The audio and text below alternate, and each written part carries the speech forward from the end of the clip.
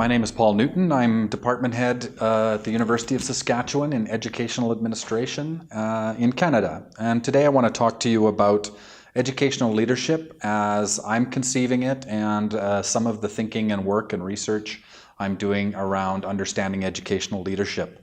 So a couple of things I want to say off the top is I'm going to talk a little bit about educational leadership as a field of study, the way that we can research educational leadership as a social phenomena. But I also will talk a little bit about educational leadership as a field of practice and how those two are related. And overall, I will be referring to a paper by Dr. Augusto Riveros and myself heavily in this presentation and talking about the notion of ontology in educational leadership and understanding organizations through an ontology of practices. So one of the key questions in thinking first about what educational leadership is to understand the context in which educational leaders practice their craft. And one of the ways this has been conceived is looking at the notion of organizations and educational organizations, schools or school districts, divisions in my country, and what is the nature of an educational organization. So we have about in North America about 60 or 70 years of theorizing on educational organizations, which does come from a lot of the literature on educational organizational studies comes out of general organization studies from the field of business and management. And so we have a similar path through understanding organizations that has occurred in other fields, but we have taken a unique educational view on what an educational organization is. So starting back in about the 1950s in the United States, there was a movement called the theory movement, or the new movement, which used behavioral science to understand what organizations were. And the emphasis was very heavy on the way actors within organizations behaved and the role of educational leaders in directing and controlling the behavior of employees or of teachers within school systems. That view is still very much prevalent in something that we might call instrumentalism within organizational and leadership studies. And there's still a lot of work being done in that area that looks at functionalist and structural ways of thinking about schooling. So over the last number of years, there's been a lot of work done looking at organizations as structures, bureaucracies, hierarchies. Those are very kind of prevalent and enduring notions of thinking about organizations. But there's also been quite a bit of critique of that functionalist, structuralist, we might say positivist or post-positivist way of thinking about what educational organizations are and what the role of leaders are within that. Starting in about 1973, a Canadian scholar named Thomas Greenfield questioned the value of thinking about organizations as being a key actor in educational institutions. And he started to look more carefully at the role of individual people and actors as being more significant in educational institutions, in schools, than thinking about the organization as an actor in itself. So we have this critique, which we'll call the phenomenological critique of Greenfield, that was very, very important to understanding our field. Following Greenfield, there were many other scholars who started to question this structural and functional notion of what a school was, and also structural and functional notions of educational management. And so leadership studies is an area that's grown out of that critique, where we are starting to think more about the individual people within organizations and individual actors rather than the structures and the processes which direct their work. And so leadership is seen as being much more compatible with a notion of an individualistic, subjectivist kind of way of living in social institutions. We also have other scholars that have looked at what exactly is an organization, and I think that's the key question we're asking here is, what is a school, and how do we study a school, and how do we lead a school? So if a school is the buildings, or a school is the positions that certain people take within it and the roles they take, then we think about studying that in a particular way, and we think about managing that kind of a school in a particular way. But other scholars are saying, no, that's not really what's happening here. What we have is, say, social relations, or we have networks that are enacted. Then they start thinking differently about how do we think about schools, and what is a school, and what is an organization. So what I want to talk a little bit about is some emergent work that I've been doing with my colleague Augusto Riveros about thinking about what actually schools are and what constitutes schools is practices and sets of practices. So to understand this, a lot of the research that's happened has, we might call, again, functionalist, structuralist, or objectivist. We look at schools as a school is a set of material conditions, but also people within particular positions that do certain kinds of things, and that's a functionalist, structuralist view. A lot of recent research in the last 20, 30 years was much more interested in an interpretive account of what happens in schools. So how do people understand living in schools on a day-to-day basis? How do they make meaning of being in a school? And what we've done in this paper is said that both of those positions are probably not defensible. Either we have a concrete external structure in which people are not particularly important, or we have a place where individual subjects understand the world in idiosyncratic and individual ways, and there's nothing really bringing them together. In fact, that's what Greenfield's critique was. As he said, there is no such thing as an organization. He made the statement that what is an organization that it can have goals. So you can see these kinds of the legacy of the thinking of the theory movement in schools today. We have people constructing mission statements and school goals, and Greenfield's question was, an organization is not really anything real in an ontological sense, so how can it have a goal? And so he wants to talk about the people in the school that have their own agendas, their own dreams, their own wishes for life in that school, and that collection of individual people with goals is much more significant. The organization doesn't really exist in a meaningful way.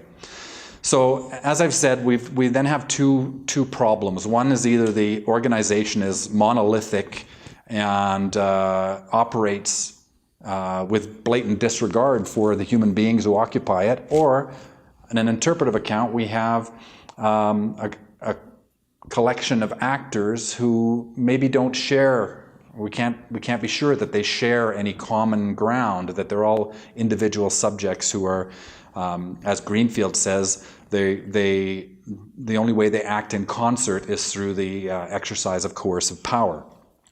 So a lot of recent research now is looking at something called situated approaches, and this is where we're coming from. Is that what we see is what schools is activity that occurs within schools by agents within a structure. And this very much parallels Anthony Giddens' work on structuration, and where he talks about the constitution of society and social phenomena is that we have structures and we have agents and agency. So we have people who have agency, who can make decisions. They don't behave by pre-programmed conditions and stimuli. They actually are purposeful agents who make decisions about how they want to live and function in our schools and in our institutions. But then we do have structures that constrain that activity, and so that's the way we're thinking about it.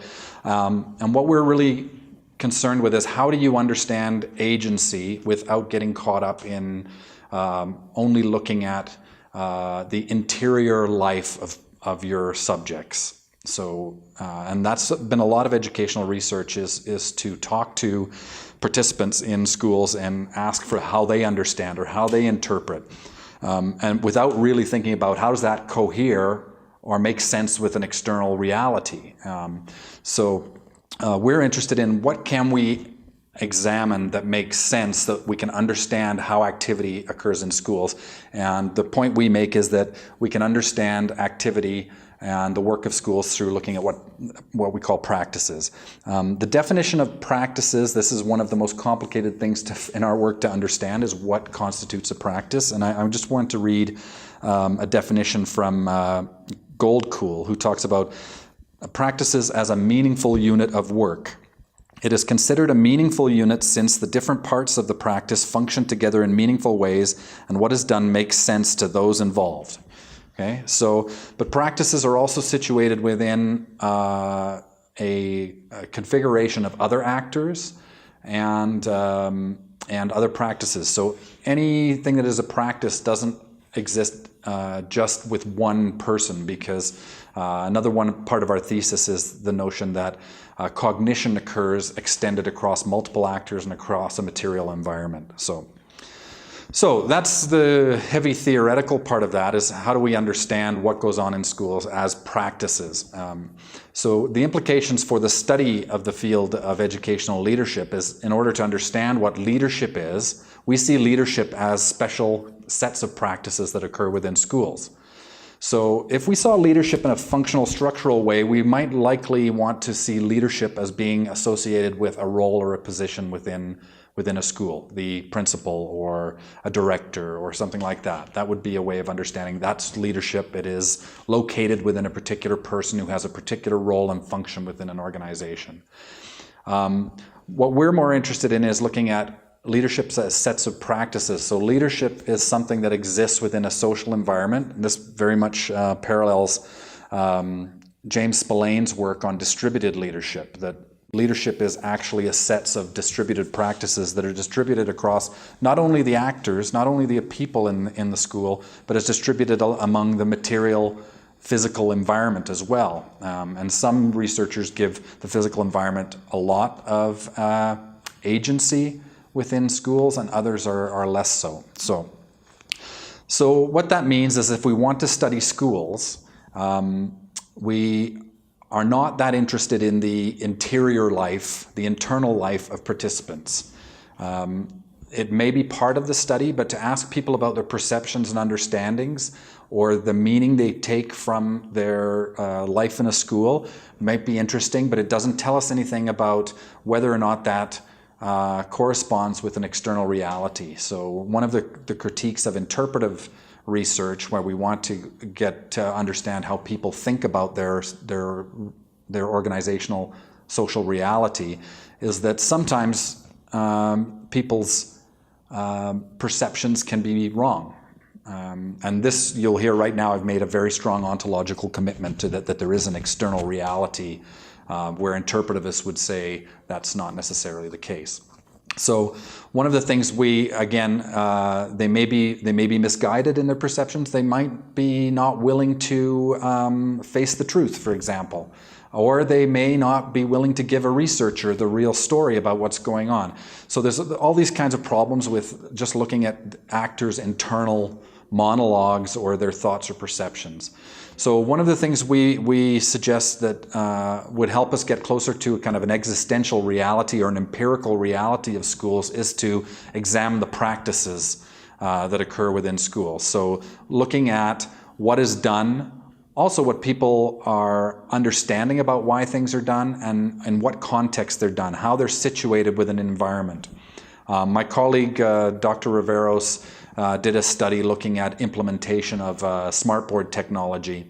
And he looked at it from this perspective as well, that the practices that emerge are very much dependent on the physical and material context in which people act. So practices in a place where you have a technology-rich environment for teaching, for example, are going to be very different. So those practices, very different than in a context where you don't have a technology-rich environment. So those practices that people engage in are very much dependent on the kinds of objects that are in the environment, the other actors that are in the environment. And so we suggest looking at practices as being kind of the key informant for understanding what's really going on in schools and other organizations. So Related to the practice of educational leadership, this is all what we've talked about right now, is how do we understand what really is the nature of a school if we're going to study it, and what are the implications. One of the implications we make in that 2014 paper is that in order to fully understand what schools are, we have to fully understand and engage in practices, and to do that we're suggesting an ethnographic approach. But also, as Goldkuhl talks about in his paper, not just an ethnographic detached observer, but someone who's fundamentally involved in the practices as well and participates in the practices, and who also will take a researcher's position that will bring back our understandings to participants to generate more data. So someone who's doing practice-based research is not just going to document, but is also going to go back to the participants and say, this is what I saw, this is how I interpret it, how do you interpret it? But also to work with participants to correct maybe misunderstandings. And in this kind of research, the researcher takes a much more prominent role than in other kinds of research where we have a detached observer or an embedded interpretive researcher, and that the researcher is very much involved in praxis and involved in what we might call emancipatory work. So it's not just studying it, but it's getting involved with teachers and leaders and principals and helping them to develop their understandings and their practices, because you become another part of the situated context. So in terms of thinking about what is leadership in this case, and again, Augusto Riveros and I have written some other work which might contradict some of this work, but it also kind of, we have done some work questioning whether leadership is a useful notion. But what I want to talk about here is how we might see leadership as being a useful sets of practices if we accept the fact that leadership is a really important concept for us to deal with. So again, I mentioned James Spillane before. So if leadership, or if organizations, if schools are constituted of practices, then leadership is in fact constituted of practices, or is sets of practices as well. This is very different from a lot of the work that's going on in leadership studies right now, that's been also highly criticized by Colin Evers, Gabrielle Lekomsky, Scott Ecott. Many Australian scholars have taken this on, as well as some English scholars, O'Reilly and Reed, who look at public sector policy. That leadership in its current form, probably the most popular way of thinking about leadership is it's some form of agency. So many people will talk about, and many policy documents will talk about leaders as the key agents within schools. And they're also the key agents for reform and improvement. So in my former home province in Alberta, we have sets of standards for principals.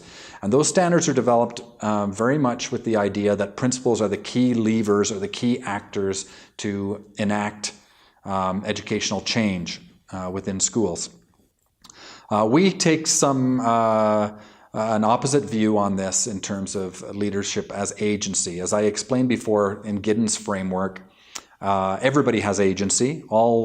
In fact, some people say objects have agency, which I struggle with that notion. But let's say at least all humans in a school or an organization have agency, and they operate within a structure. What a lot of the work is on leadership right now is doing is recasting leadership as a form of agency, and we think that's troubling for a number of reasons.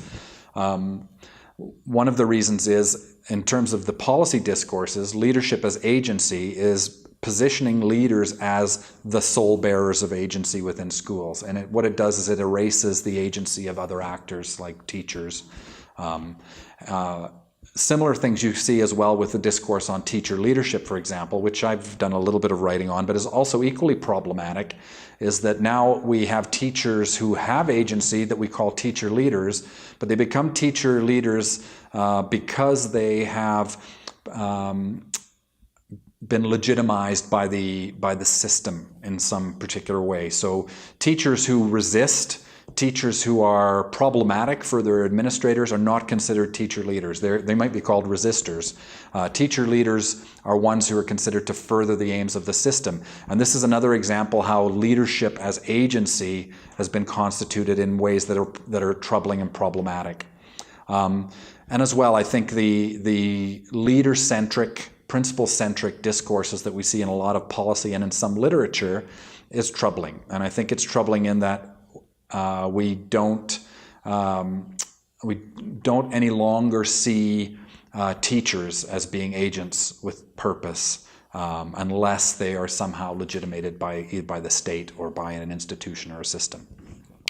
So when we're thinking about leadership as practices, that becomes less problematic, because we're not saying that leaders are the ones who have agency and have the power to make change.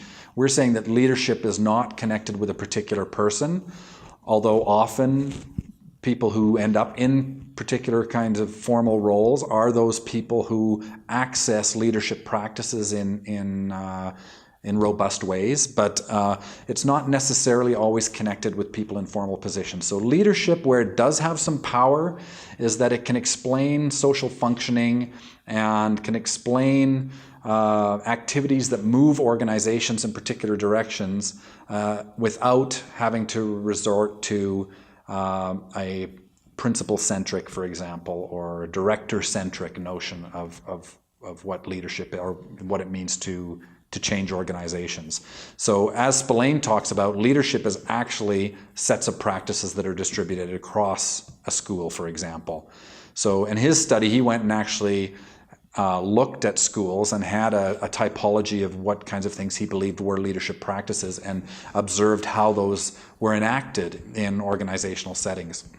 So he found that leadership practices weren't necessarily situated with the formal leaders, and we probably all anecdotally have stories like that where we know, for example, schools that function really, really well with an incompetent principal. So leadership still exists within that social environment. And really, that's what we want. We don't want schools that have a heroic principal who can really move the school forward, and we see many movies like this.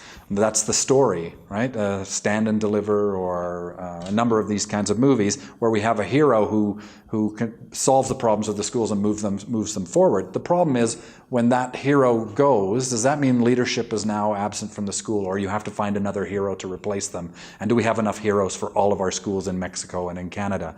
Probably not. So if we think about leadership as a distributed sets of practices, then everybody has access to leadership. We definitely have people with functional roles, with statutory requirements that have to do certain kinds of things within schools because the law says that a certain person has to be responsible. But if we conceive of leadership more broadly in schools as being distributed among multiple actors, and also that it's emergent, where we see people, again, the teacher leadership discourse is people have taken on a distributed understanding of leadership practices, but then tried to engineer the social environment and say, I'm going to appoint these 2 or 3 people as my lead teachers.